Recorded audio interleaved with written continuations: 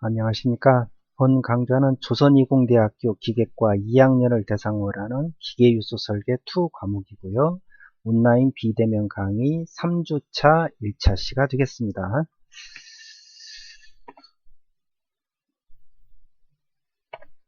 자, 이번 시간에는요, 제10장 평기어에 대해서 공부를 할 건데, 지난 시간까지 우리가 마찰차를 공부했습니다.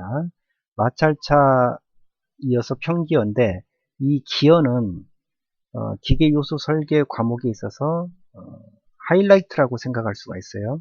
대단히 중요한 분야이고, 그리고 범위도 큽니다. 따라서 이 부분에 대한 시험도 출제 빈도가 높으니까 제일 잘 이해하고 설계할 수 있는 능력을 길러야 되겠습니다. 자, 그 중에서 10장이 평기어, 11장이 평기어 외 기타 기어, 즉 헬리컬 기어, 베벨 기어, 특수 기어 이런 것들에 대해서 다루고 있고요. 12장은 기어열이라고 해서 기어에 여러 개의 기어가 모여있는 그런 것들에 대해서 공부를 합니다. 즉 우리 기계요소 설계의 3장에 걸쳐서 기어를 다루고 있다. 그만큼 중요하다라고 생각하시면 되겠습니다. 자, 첫 번째 평기어, 영어도 잘 봐두시게요. 스퍼기어라고 합니다. 스퍼. 자, 시험 문제에서 평기어라는 말을 쓰지 않고 그냥 스퍼기어라고도 해요. 그래서 스퍼기어는 평기어다라고 생각을 하시고요. 평기어 먼저 그냥 대충 한번 보고 넘어갈까요? 자, 기어의 이입니다. 이빨, 투스. 이가 평평하죠. 그리고 이 축하고 나란합니다. 즉 축과 평형해요. 자, 평형합니다. 이가 평평하다 이렇게 생겼습니다. 이런 것들을 평기어, 스퍼기어라고 한다. 라는 얘기입니다. 자, 이번 차시의 목표는요, 기어의 종류하고 특징을 알았으면 좋겠고요. 기어의 각부 명칭을 숙지하셨으면 합니다. 왜 그러냐면 기어를 설계하기 위해서 기어의 이름들을 부르는데 그 각부 명칭을 모른다면 어떤 이야기가 이루어지고 있는지를 알 수가 없어요. 따라서 이 각부의 명칭도 알고 있어야 좋겠다. 물론 시험에는 안 나옵니다. 이 명칭은. 그렇지만 숙지는 하고 있어야 되겠다. 기어 종류나 특징은 잘 알고 있어야 되겠죠. 자, 시작해 보겠습니다. 자, 조금은 이제 유치한 내용일 수도 있겠는데요. 이걸 제가 어디서 가져왔는지 하도 오래돼가지고 기억이 안 나요. 아무튼 보겠습니다. 벽시계의 시침, 붙임, 초침은 어떤 원리로 저렇게 정확하게 움직일 수 있을까요? 한번 살펴보자라는 내용인데요. 자, 살펴보겠습니다. 엄마, 제가 요즘 학교에서 기계에 대해 공부하고 있어요. 평상시 기계에 관심이 없어서 좀 어렵기는 하지만 나름대로 재미있고 기계의 원리를 이해할 수 있어 좋은 것 같아요. 그래, 우리 생활과 기계는 떼어놓을 수 없지. 그래서 기계에 대해 잘 이해하는 것은 대단히 중요한 일이라고 생각이 되는구나. 선생님께서 집에 있는 자명종 시계가 톱니바퀴에 의해 작동되어 시간을 알려준다고 말씀하셨는데 어떻게 톱니바퀴의 작동으로 정확하게 시간을 알려줄 수 있을까요? 글쎄, 자명종 시계에는 초침, 분침, 시침이 있으니 많은 톱니바퀴가 필요하겠는걸? 자, 먼저 이 학생하고 어머니가 톱니바퀴라는 말을 썼는데 그게 이제 우리는 기어라라고 짐작을 할 수 있겠죠.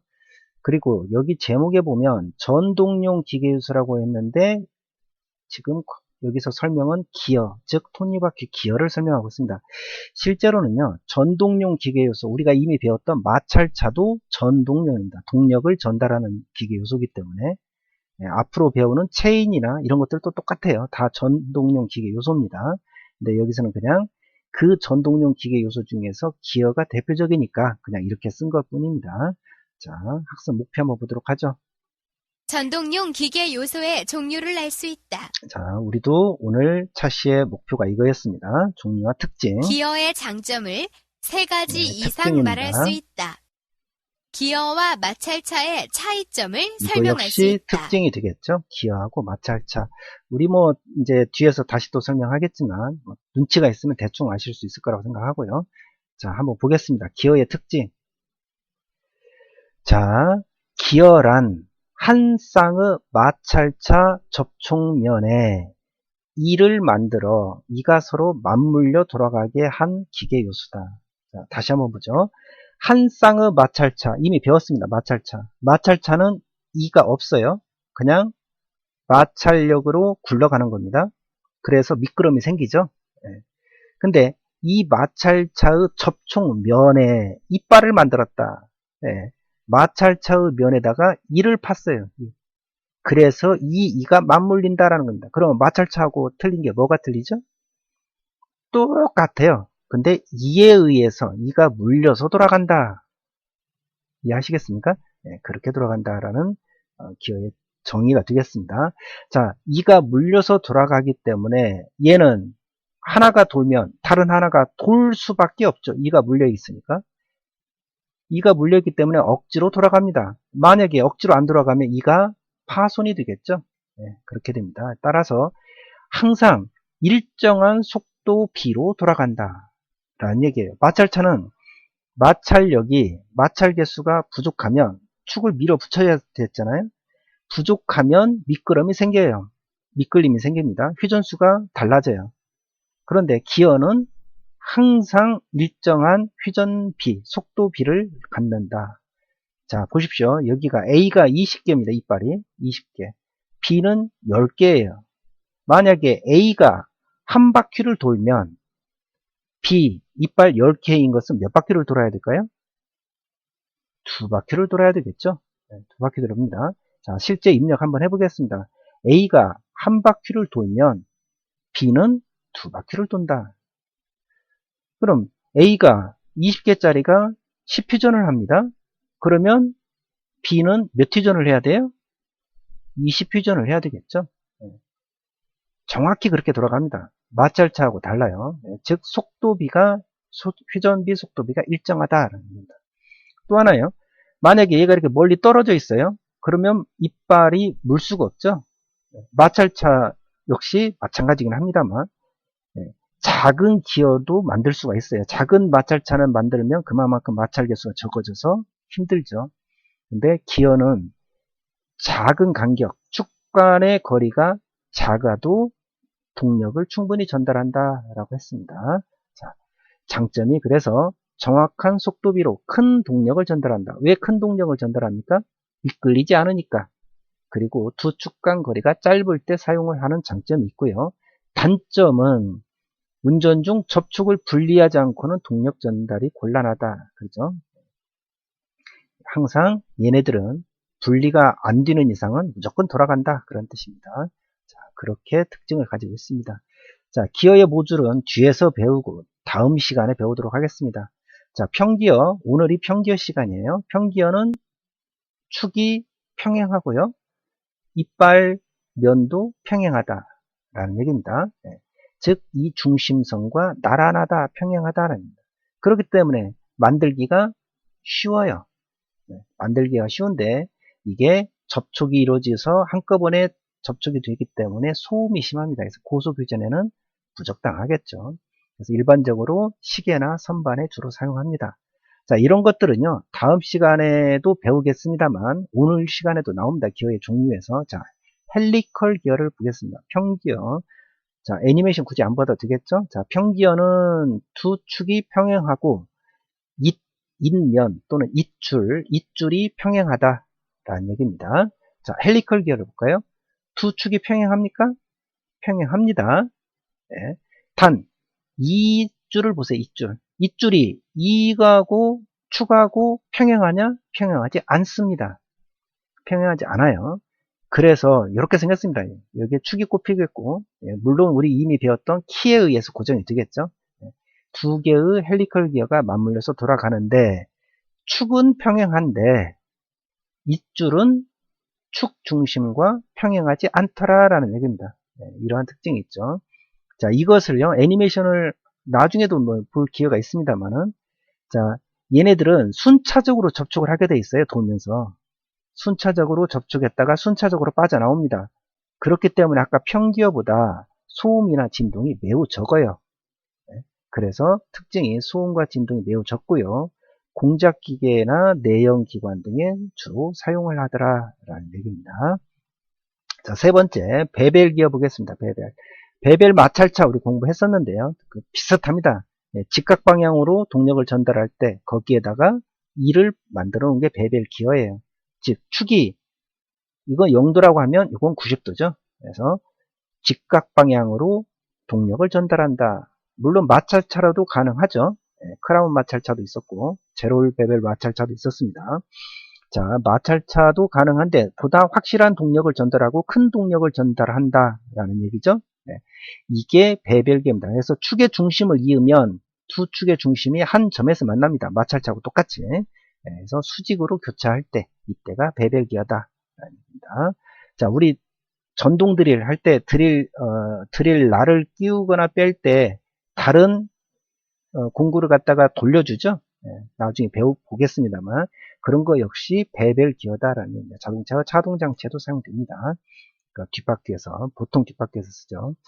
자, 그 다음 웜과 웜기어 보겠습니다. 뒤에 또 자세히 나옵니다. 두 축이 평행도 아니고요, 직각도 아니에요. 이럴 경우 얘를 웜이라고 하고 이걸 웜기어라고 하는데요. 얘가 돌면 얘가 자동으로 돌아가게 돼 있다. 그래서 이건 작기 때문에 회전수가 상당히 빨라요. 근데 이것은 천천히 돌겠죠. 그래서 회전 속도비가 엄청 클 때 큰 감속비를 얻을 수 있는 장점이 있습니다. 나중에 또 보도록 하겠습니다. 애니메이션 굳이 자, 이렇게 웜이 돌면 웜기어가 돌아가는 그런 형태입니다. 자, 렉과 피니언 보겠습니다. 레크 또는 피니언. 자, 이걸 피니언이라고 합니다. 피니언. 피니언은 우리 보통 작은 기어를 피니언이라고 부르는데요. 이걸 렉입니다. 렉. 즉, 이 피니언이 제자리에서 만약에 돈다면 기어에 맞물려 있으니까 이 레크가 왔다 갔다 하겠죠. 네, 왔다 갔다를 합니다. 이렇게. 자, 만약에 레크가 레크가 고정이 되어 있다면 얘는 피니언이 왔다 갔다 하겠죠. 이렇게 왔다 갔다 합니다. 즉, 얘는 렉은 회전을 하고, 피니언은 회전을 하고요. 렉은 직선 운동을 합니다.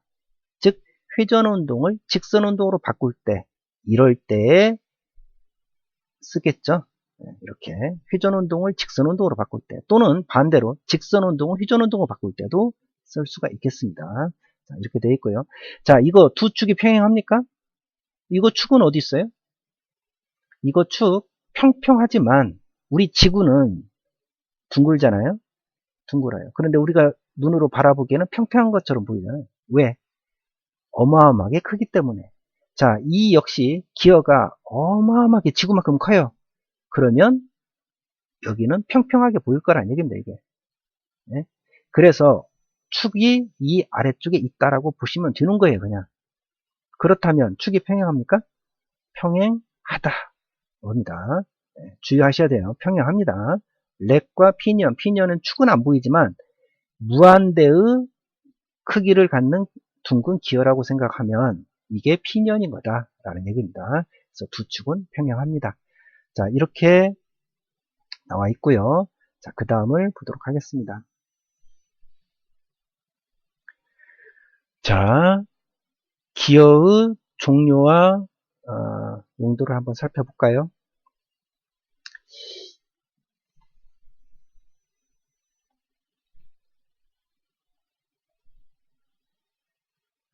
자, 기어란 아까 구름 접촉을 하는 접촉면을 따라 일정한 두께로 맞물려서 돌아가는 원통에 일을 만들어 놓은 거다라고 했습니다. 그랬죠? 네, 그렇게 했습니다. 이게 평기어, 이게 헬리컬 기어, 두 축은 평행합니다. 이거 베벨 기어 그러죠? 직각이죠? 직각 한 점에서 만납니다. 두 축을 이으면. 렉과 피니언, 두 축이 평행합니까? 평행하다 그랬습니다.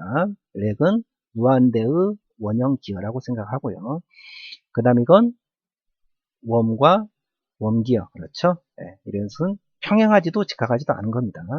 자, 특징 보겠습니다. 다른 전동장치보다 전동이 확실하고 내구성이 높다.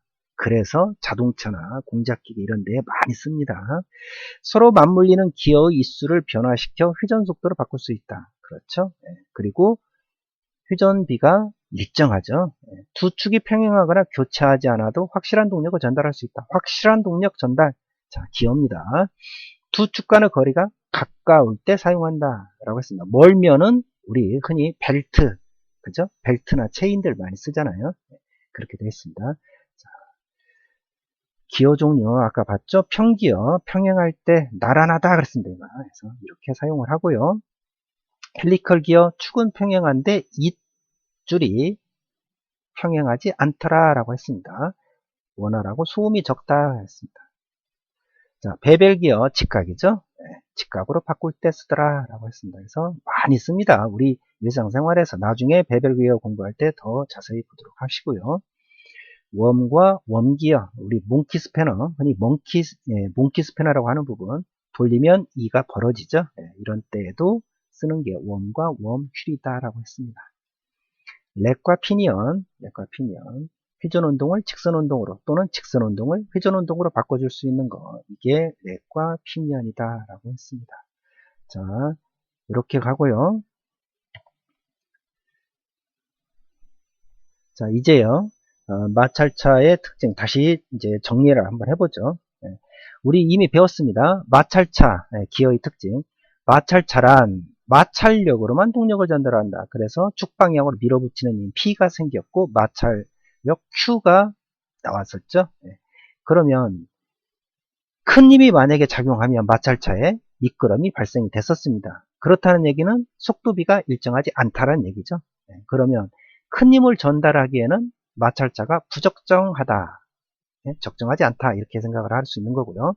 밀어붙이기 때문에 축과 베어링에 무리한 힘이 발생이 되겠죠. 마찰차의 마멸이나 열이 심하게 발생이 되고요. 즉 속비, 각속도비, 속도비 이게 불확실하다라는 얘기입니다. 근데 기어는 방금 공부한 것처럼 이러한 마찰차가 갖는 결점들을 다 제거를 한 겁니다. 그래서 한 쌍의 마찰차 접촉 원둘레 표면에 접촉하는 원둘레 표면에 일정한 간격으로 1을 붙인 바퀴다. 마찰차를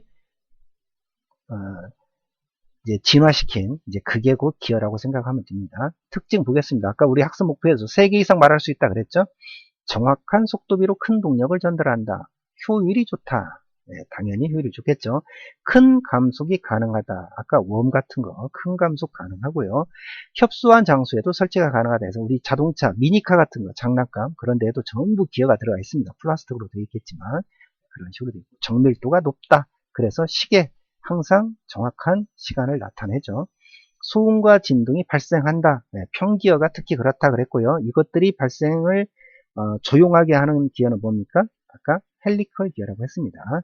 이렇게 특징을 기억을 하시고요. 이걸 달달달 할 필요까지는 없겠죠.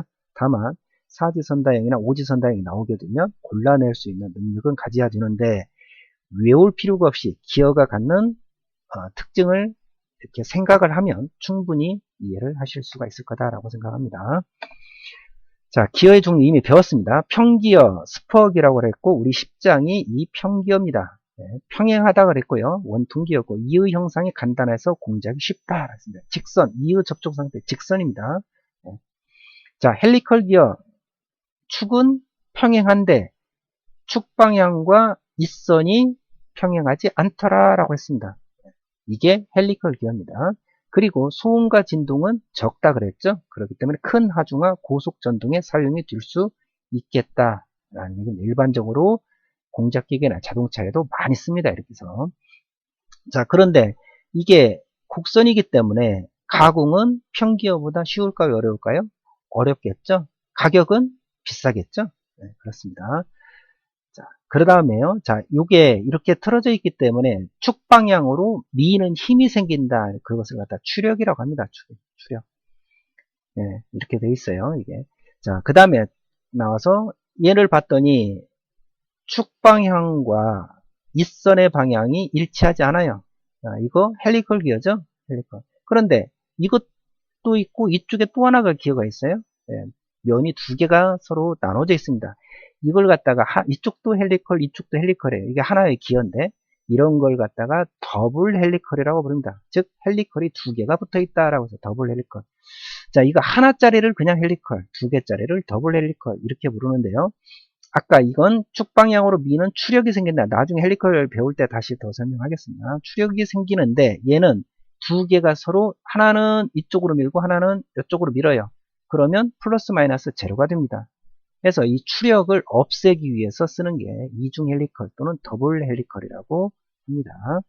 자, 두 개의 헬리컬 기어를 서로 대칭으로 조합할 것으로써 헬리컬 기어의 결점인 추력을 없애고 균일한 회전을 얻을 수 있는 게 바로 더블 헬리컬이다 라고 했고요. 아까 렉과 피니언은 두 개가 평행하다 그랬습니다. 축은.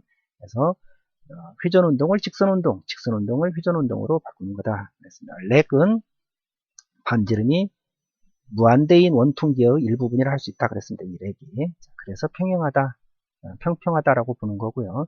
자, 내접 기어, 접이 안쪽에서 접합니다. 두 축이 평행합니까? 평행하다. 그죠? 네. 다만 우리 그 내접 마찰차에서도 마찬가지로 회전 방향만 좀 같아져요. 이것들은. 그것들. 자, 생각을 해보시고 제가 지금까지 봤던 것들을 봤더니 두 축이 평기어도 평행하고 헬리컬도 평행하고 더블 헬리컬도 평행하고 렉과 피니언도 평행하고 내접 기어도 평행합니다. 두 개 축이. 네. 이걸 다 외워야 되냐? 그렇잖아요. 이 생긴 모양을 이해하고 있으면 문제 푼다는 얘기예요. 다음 중 두 축이 평행하지 않는 기어는 해서 문제가 나온다니까요. 1번 스퍼 기어, 2번 더블 헬리컬, 3번 렉과 피니언, 4번 다른 거. 그럼 정답은 다른 거 4번이 되겠죠. 그런 식으로 생각을 하셔야 되겠다라는 얘기고요. 이번에는요. 두 축이 교차하는 기어라고 가면 항상 베벨입니다. 베벨. 직선 베벨, 스파이럴 베벨, 제롤 베벨, 뭐 전부 다 베벨이에요. 베벨 기어는 항상 두 축이 교차한다. 즉, 한 개의 축과 그 나머지 다른 한 개의 축의 축선을 이으면 하나의 점에서 만난다라는 얘기입니다. 그래서 90도 방향으로 동력을 전달할 때 이때 베벨 기어를 쓰는 거고요. 이 방향이, 이빨의 방향이 중심선하고 딱 맞아 떨어져요. 이게. 그래서 이것을 갖다가 직선 베벨 기어라고 합니다. 직선 베벨. 딱 일자죠? 중심선하고 이으면 딱 일자로 맞아 들어갑니다. 이게 직선 베벨 기어고요. 스파이럴은 왠지 나사 같으잖아요. 스파이럴. 예. 자, 보시면 직선을 그으면, 중심에서 직선을 그으면 이게 원으로 구부러지죠. 이렇게. 이걸 스파이럴 베벨 기어. 그래서 나선각이 있는 베벨 기어를 스파이럴 베벨 기어입니다. 이런 거 역시 스파이럴 베벨 기어는 소음과 진동이 적기 때문에 큰 하중이나 고속 전동에 많이 쓰겠죠. 그렇습니다. 그 다음에 제롤 베벨, 얘는요 나선각, 스파이럴 각이 0도짜리입니다. 무슨 뜻이냐면, 자, 이거 한번 볼까요? 스파이럴 베벨은 자, 축 중심에서 이 끝에, 이에 처음 연결했더니 이 각도가 생기죠? 생깁니다. 이 각도가 곧 나선각입니다. 나선각. 나 뒤에서 또 배우겠습니다만은. 스파이럴 각이라고 하는 나선각이 있고요. 제롤 베벨은 뭐냐면 이의 처음 시작되는 부분하고 이었더니 여기고요. 이가 끝나는 부분하고도 이었더니 그 자리예요. 그러면 각도가 있습니까? 없습니까? 없죠. 네, 없습니다. 이게 바로 제롤 베벨입니다. 제롤 베벨. 네. 구부러져 있긴 하지만 시작점과 끝점은 항상 센터에서 그으면 두 점이 다 그 축선 위에 있다라는 얘기입니다. 그 선 위에. 이게 제롤 베벨이다. 자, 아무튼요, 두 축이 교차하는 기어는 베벨 기어고, 베벨에는 이런 것들이 있더라라는 얘기고요.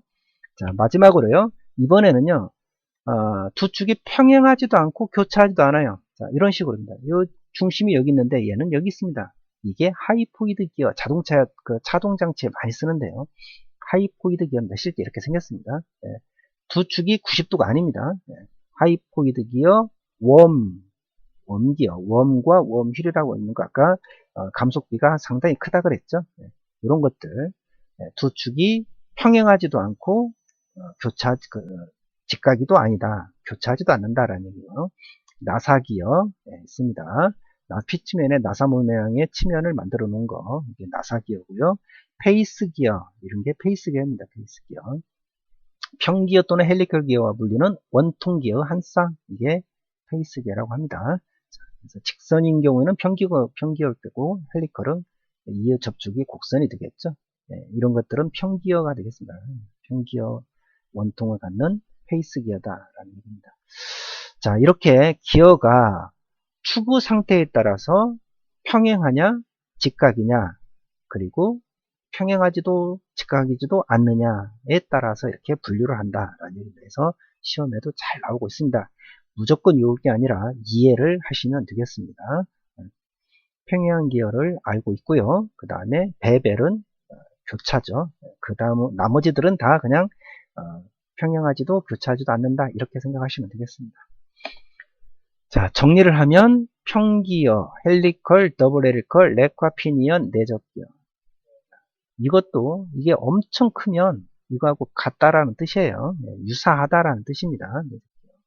자, 그런 뜻으로 전부 두 축이 평행하다, 두 축이 평행하다, 이러죠.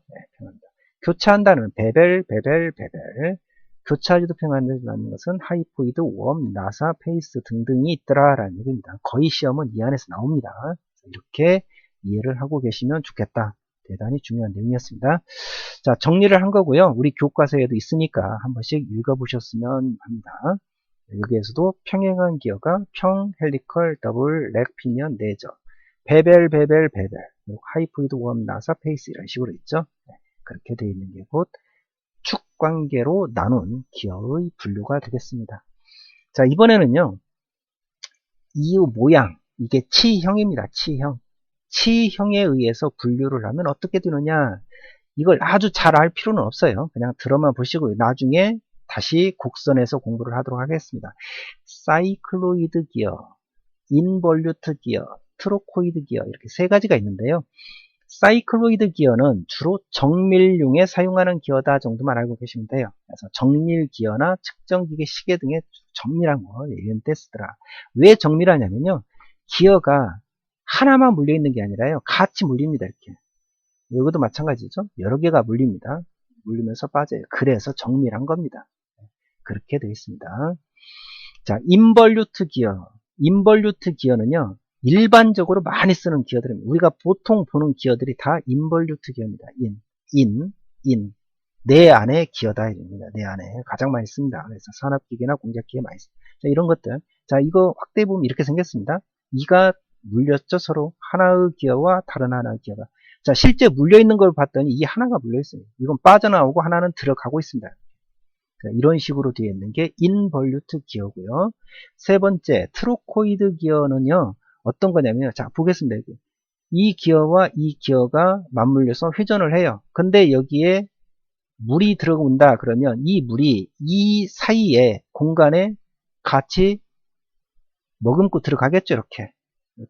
그러면서 이쪽으로 뿜어져 내줘요. 이렇게. 그러면 이쪽에 있는 유체를 반대쪽으로 내보낼 수 있겠죠. 이렇게. 근데 이 틈은 항상 일정하죠. 최적이 일정할 겁니다. 그럼 예를 들어서 이게 한 바퀴를 돌았다 그랬을 때 토출되는 양 알 수 있을 거고, 그러면 이게 한 바퀴를 돌았을 때 1이라는 양이 나오면 10이라는 양을 나오게 하려면 얘를 10바퀴를 돌리면 돼요. 이걸 응용해서 우리가 사용하고 있는 게 바로 주유기입니다. 주유기. 주유기에서 기름 넣을 때 이런 식으로 넣는다는 얘기입니다. 그래서 유압펌프 등에 주로 사용하는 게 트로코이드 기어다라는 얘기입니다.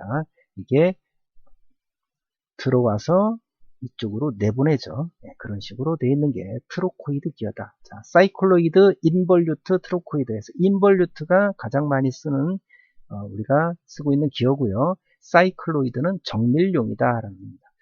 자, 치형 뒤에서 배우겠습니다. 공작이 쉬워야 되고 충분한 강도로 있어야 되고 마찰도 적어야 되고 교환성도 있어야 되겠죠. 당연한 이야기입니다. 넘어가겠습니다. 자, 그러면 기어의 종류는 축에 의해서 분류를 했었고 치형에 의해서 분류를 했습니다. 아까 축 방향, 축에 의해서 분류를 하면 축에 평행하냐, 직각이냐, 평행하지도 직각이지도 않느냐라고 나눴고, 치형은요, 사이클로이드, 인볼루트, 트로코이드 이렇게 세 가지가 있었다라는 얘기입니다. 자, 이제요, 기어의 각부 명칭에 대해서 공부를 해보겠습니다. 각부 명칭. 자, 이게 시험에 나오지는 않는데요. 네, 이제 이해를 하고 있어야 됩니다. 자, 기어는 하나의 기어가 다른 하나의 기어와 맞물려서 돌아가고 있는데요. 자, 보겠습니다. 이쪽 아래쪽에 있는 기어의 이빨의 끝을 계속적으로 연결하면 원이 되겠죠? 네, 원이 됩니다. 그래서 이것을 뭐라고 부르냐? 이끝원이라고 합니다. 이빨의 끝의 원입니다. 뿌리를 계속적으로 연결하면 역시 원이 됩니다. 이게 바로 이 뿌리, 이게 이 뿌리예요. 이 뿌리 원이 되는 겁니다. 그러면 위에 있는 기어는 어떠냐? 여기 끝을 연결을 하면은 역시 이 끝원이 됩니다. 얘도. 이 뿌리를 연결하면 이 뿌리 원이 돼요. 이해하시겠죠? 그리고 실제 접촉을 하는 접촉점이 생겨요. 이렇게. 이 다음에 접촉점은 어디가 생길까요? 여기에 생겼으면 그 다음에 여기에 생기겠죠. 이제. 자, 이 아래쪽 기호로 한다면 여기에 생겼으면 그 다음은 여기 생기겠죠. 여기 생겼으면 그 다음에 여기 생길 거고요. 자, 이런 것들을 갖다가 한 점을 피치점이라고 합니다. 피치점. 피치라는 얘기는 일정한 간격이잖아요. 이빨이 하나 건너서 여기, 자, 이쪽으로도 여기, 이게 피치점이라고 합니다. 그러면 이 피치점끼리 서로 연결을 쭉 해줘요. 그러면 역시 원이 생깁니다. 원. 이게 곧 피치원이라고 하는 거예요. 피치원. 그럼 이 위에 있는 거 역시 점은 똑같겠죠. 여기 생기고 얘도 여기 생기고요. 여기 생기고 해서 각각의 점을 또 연결하면 이쪽에 피치원이 생길 겁니다. 즉 기어는 한 쌍이기 때문에 각각의 입뿌리원, 입끝원, 그리고 피치원이 생기더라 라는 얘기겠죠. 네, 이렇게 되어 있습니다. 자, 피치점, 피치원, 네, 이렇게 이해를 하시고요. 자, 입끝원, 입뿌리원, 그 다음에 피치원 이렇게 있었습니다. 자, 그 다음에요. 피치원, 피치점이 연결한 피치원을 중심으로 해서 이 끝 높이까지 거리를 이 끝 높이라고 하고요. 피치면, 이거 피치면인데 이걸 기준으로 해서 이 뿌리까지의 높이를 이 뿌리 높이, 이 끝 높이, 이 뿌리 높이의 기준이 뭡니까? 피치원이죠. 이렇게 이 끝 높이, 이 뿌리 높이 이렇게 합니다. 그러면 위에 있는 기어 역시 피치원이 있을 거고 이 피치원에서 이 끝까지 이게 이 끝 높이, 이 뿌리까지 이게 이 뿌리 높이 이렇게 나오겠죠. 자, 생긴 대로 부르면 됩니다. 생긴 대로. 이해하시겠죠? 자, 여기를 이 끝 높이, 이 뿌리 높이 하는데 이쪽 면을 갖다가 이 끝면, 이 뿌리면 뭐 이렇게 부른다는 뜻입니다. 이렇게 용어가 있습니다. 용어가 상당히 많죠. 근데 이렇게 보시면 다 이해가 갈 수 있는 내용이 되겠고요. 자, 이 끝 높이, 이 뿌리 높이 전체를 하면 어떻게 될까요? 전체는 2의 총 높이가 되겠죠. 네, 총 2의 높이가 됩니다. 총 2의 높이. 자, 그렇게 이해를 하시면 되겠습니다. 자, 두 개의 기어가 한 쌍이니까 두 개의 맞물려 돌아가는데 하나의 이 끝이 다른 하나의 이 뿌리와 접촉을 합니까? 안 합니까? 이렇게 보면 이 뿌리와 이 기어의 이 끝 접촉을 안 하죠. 접촉을 하게 되면 어떻게 되겠어요? 소음과 진동이 생기겠죠. 네, 기어가 파손이 될 거고. 그래서 접촉을 안 하도록 합니다. 떨어져 있게 만들어요. 그러한 그 간격을 갖다가 틈새라고 합니다. 틈새. C라고 표시하는 틈새라고 부릅니다. 틈새. 이해하시겠죠? 네, 그렇게 해야 되겠습니다. 자, 피치점. 또 하나의 피치점이 여기에 생길 거예요. 자, 여기서부터 여기까지의 거리, 이걸 갖다가 피치, 즉 원주 피치라고 하는데 그건 그 다음에 또 공부하도록 하고요. 자, 이걸로 한번 생각을 해볼까요? 이 끝을 쭉 연결한 거, 이 끝원, 이 뿌리를 연결한 거, 이 뿌리원, 피치점들을 연결한 거, 피치원. 상당히 중요합니다. 피치원. 피치원을 가지고 여기서부터 이의 끝까지를 이 끝 높이, 이 뿌리까지를 이 뿌리 높이. 그렇죠? 네. 그렇게 했고요. 이 끝면, 이 뿌리면 이렇게 됐었습니다. 반대쪽에 있는 기어 역시 똑같이 나오겠죠. 네, 그렇게 부를 수가 있을 거다라는 얘기입니다. 네.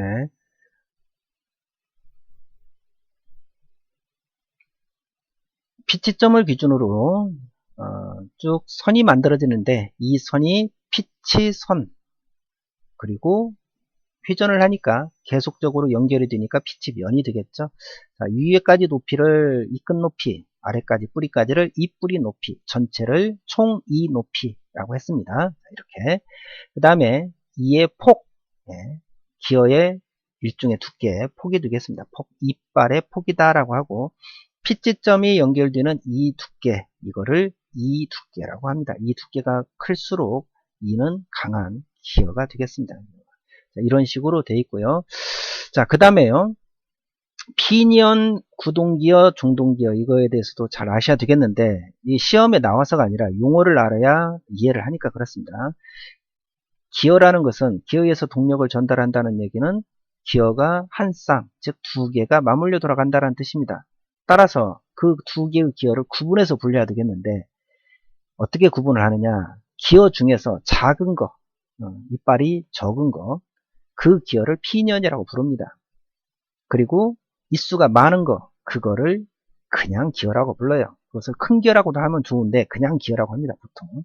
그래서 피년이다라고 하면 작은 거, 그냥 기어라고 하면 큰 거다라고 알고 있어야 되겠고요. 두 번째요. 축이 모터에서 돌아가서 그 하나 축의 기어가 꼽혀서 이제 동력을 전달할 텐데 동력을 맨 처음에 전달을 시켜주는 기어, 그걸 구동기어, 즉 모터와 연결되어 있는 기어라고 볼 수 있겠죠. 자, 그게 구동기어, 원동기어라고 합니다. 우리 앞에서 마찰차 공부할 때는 구동마찰차, 원동마찰차 이렇게 공부했어요. 그러면 그 기어에 의해서 피동적으로 회전이 되는 기어, 그거를 갖다가 종동기어라고 했습니다. 우리 앞에서는 종동마찰차라고 공부를 했습니다. 그런 식으로 구분을 해서 각부 명칭이 정해지더라라는 얘기입니다. 각부 명칭들은요, 시험에 직접 나오는 것은 아니지만 이것들을 알고 있어야 기어에 대해서 이해를 할 수가 있고 문제도 풀어낼 수가 있더라라는 얘기입니다. 한 번씩 살펴보도록 하고요. 자, 이번 차시 보고서를 내드리도록 하겠습니다. 항상 맨 위에다가 학번, 학교, 반을 이름도 써주는 반을 생략하시는 분들이 많은데 반도 좀 꼭 기입을 해주시기 바라겠습니다. 나머지는 다 동일하고요. 자, 이번 차시부터는 5월 1일까지 수강을 완료해 주시고 5월 1일까지 보고서를 제출해 주시면 되겠습니다. 만약에 이걸 기한을 넘기시면 결석 처리가 되니까 주의해 주시고요. 가급적이면 밀리지 마시고 이게 언제까지 더 이어질지 모르니까 밀리면 나중에 힘드니까 그때그때 소화를 해 주시면 좋겠습니다. 그래서 빠르게 가급적 빠르게 제출을 해 주시라, 빠르게 수강을 하고요. 이렇게 해주시면 되겠습니다. 보고서 문제 나갑니다. 이렇게 3개의 문제가 나가겠습니다. 이런 문제들을 A4 용지에다가 학교과 반 이름을 쓰고 답을 다시면 되겠죠. 네, 되게 쉬운 문제입니다. 평행할 때, 무한대, 일반적인 특징, 이런 것들 전부 다 과거에 시험에 나왔던 그런 문제가 되겠습니다. 자, 수고하셨고요. 다음 시간에는 3주차, 2차 시 기어, 평기어를 이어서 공부하도록 하겠습니다. 감사합니다.